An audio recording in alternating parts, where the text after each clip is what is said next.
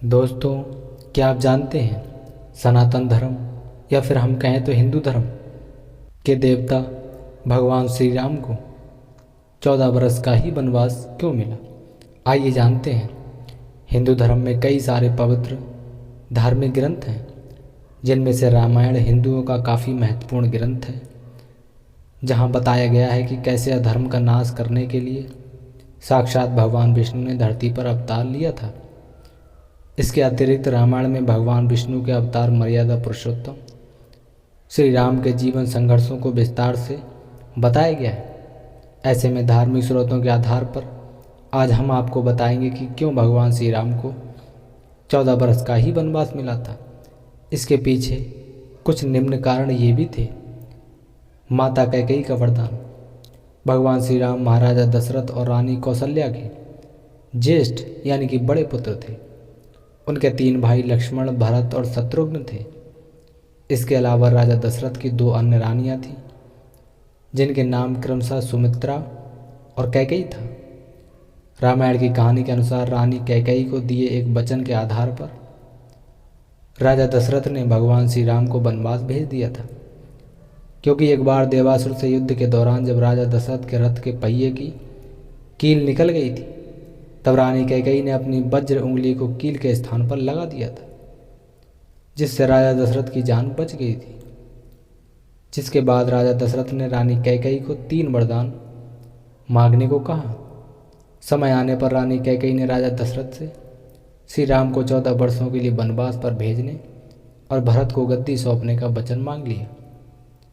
हालांकि राजा दशरथ ने रानी कैकेयी के वचन स्वीकार कर लिए थे, लेकिन पुत्र वियोग के दुख में राजा दशरथ ने प्राण त्याग दिए थे, जिस पर संपूर्ण दुनिया रानी कैकेयी को बुरा भला कहने लगी। देवताओं की पूर्व योजना। इसके पीछे देवताओं की भी एक योजना थी।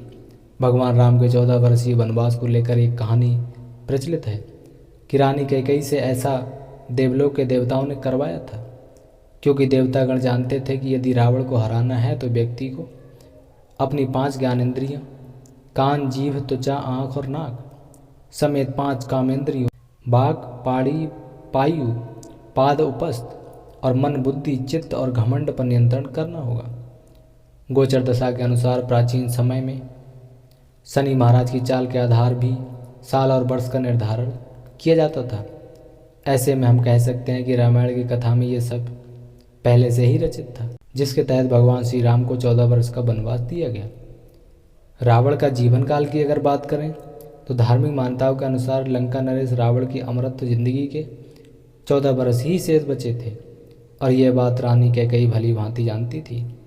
साथ ही रानी कैकेयी को यह भी ज्ञात था कि रावण के प्रकोप से दुनिया को राम जी ही बचा सकते हैं। इसलिए उन्होंने भगवान राम को 14 वर्ष का वनवास दिया। और उनकी दासी मंथरा की बातें।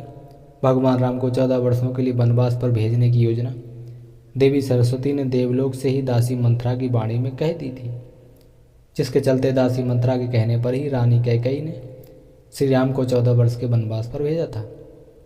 14 भुवनों का राजपाट क्या होता है?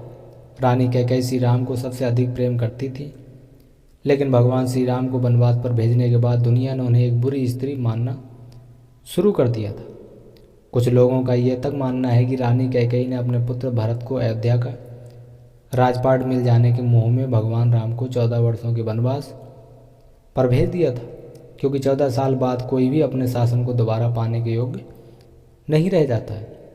हालांकि रानी कैकेयी जानती थी कि यदि श्री राम का यश और मान सम्मान 14 भुवनों में फैलाना है तो उन्हें 14 वर्षों का कठिन तप करना होगा, जिसके बाद ही वह संपूर्ण विश्व के सर्वश्रेष्ठ राजा बनकर उभरेंगे। जिसके लिए रानी कैकेयी ने सबकी नज़रों में बुरा बनने के बाद भी अपने सबसे प्रिय पुत्र राम को 14 वर्षों के लिए वनवास पर भेज दिया। इस प्रकार भगवान श्री राम ने अपनी माता की आज्ञा का पालन करते हुए अयोध्या का समस्त राजपाट त्याग दिया और अपनी पत्नी सीता और भाई लक्ष्मण के साथ 14 वर्षों के लिए वनों में जीवन व्यतीत किया, और साथ ही साथ रावण और उसके महान बलवान राक्षसों पर भी विजय प्राप्त की। तो दोस्तों, ये थी कि भगवान श्री राम को 14 वर्ष का वनवास कैसे मिला, संपूर्ण जानकारी। अगर आपको ये जानकारी पसंद आई हो तो इस वीडियो को लाइक करके चैनल को सब्सक्राइब जरूर करें।